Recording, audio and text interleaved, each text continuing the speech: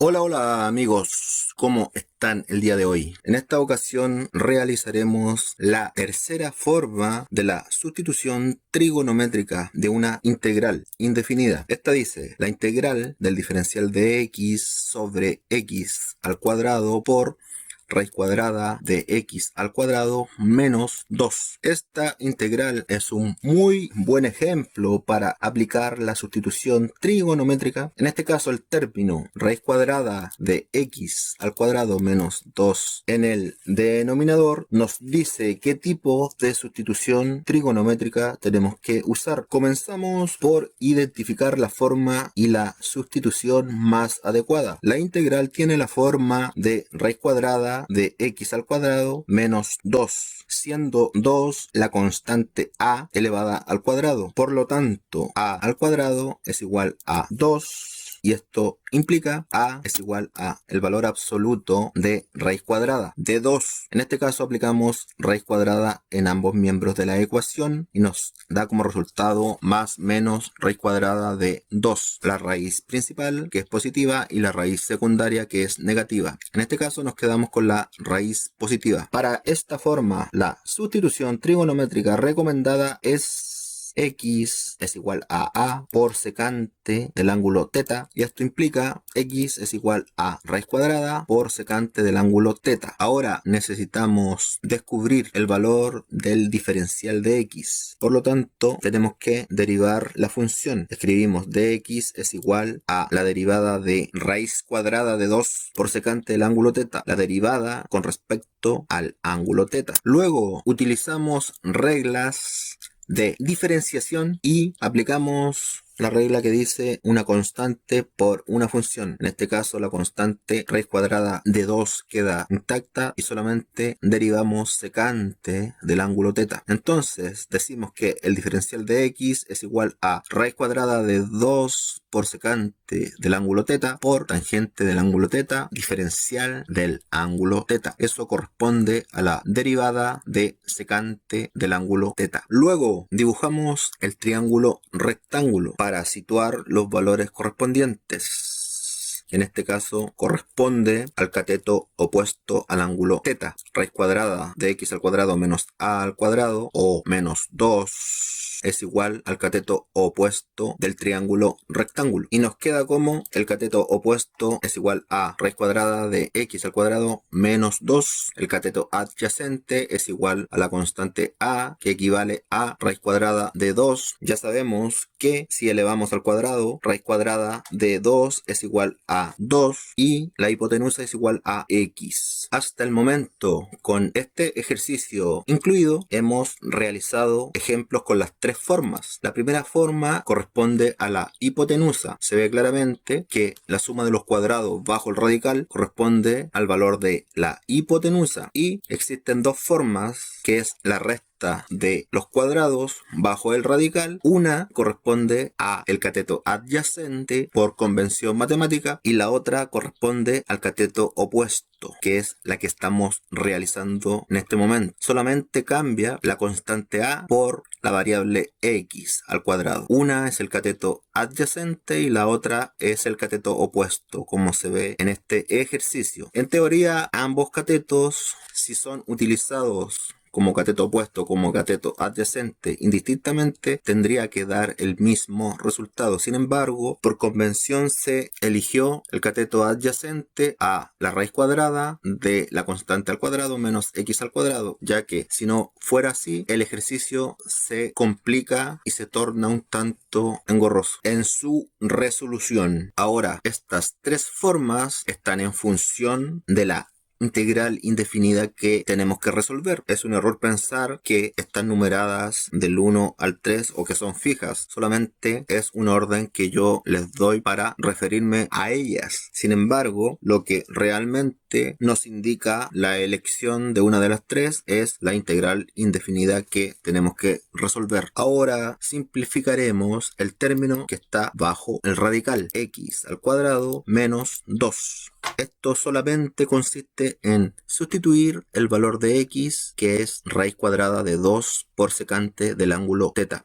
Entonces, bajo el radical abrimos paréntesis, lo elevamos al cuadrado, menos 2, y lo sustituimos por el valor de x, raíz cuadrada de 2 por secante del ángulo θ. Luego elevamos ambos factores que está dentro del paréntesis a 2 y nos queda como el exponente 2 que estaba fuera del paréntesis se distribuye en ambos factores y nos queda como raíz cuadrada de 2 elevada a 2 es igual a 2 y secante del ángulo θ elevado a 2 es igual a 2 por secante de θ al cuadrado menos 2. Luego nos damos cuenta que bajo el radical existe un factor común que es 2. Lo encerramos entre paréntesis y extraemos ese factor y nos queda como raíz cuadrada de 2 por el paréntesis secante del ángulo θ al cuadrado menos 1. Luego aplicamos la identidad trigonométrica que dice que secante al cuadrado del ángulo θ menos 1 es igual a tangente del ángulo θ al cuadrado. Ahora sustituimos secante del ángulo θ al cuadrado menos 1 por su igualdad que es tangente del ángulo θ al cuadrado. Y esto implica raíz cuadrada de 2 por tangente del ángulo θ al cuadrado. Luego distribuimos el radical en ambos factores. Y para simplificar asumiremos que tangente del ángulo θ es mayor que 0. Esto es válido para el rango principal de la sustitución trigonométrica. Entonces extraemos raíz cuadrada de la expresión y nos queda como raíz cuadrada de 2 por tangente del ángulo θ. Y ahora construimos nuestra integral en términos del ángulo θ y nos queda como la integral indefinida del diferencial de x sobre x al cuadrado por raíz cuadrada de x al cuadrado menos 2. Luego, para construir nuestra integral en términos del ángulo θ, tenemos que traer los valores hallados anteriormente, que es x igual a raíz cuadrada por secante del ángulo θ y el diferencial de x que es igual a raíz cuadrada de 2 por secante del ángulo θ por tangente del ángulo θ diferencial del ángulo θ. Por lo tanto ya podemos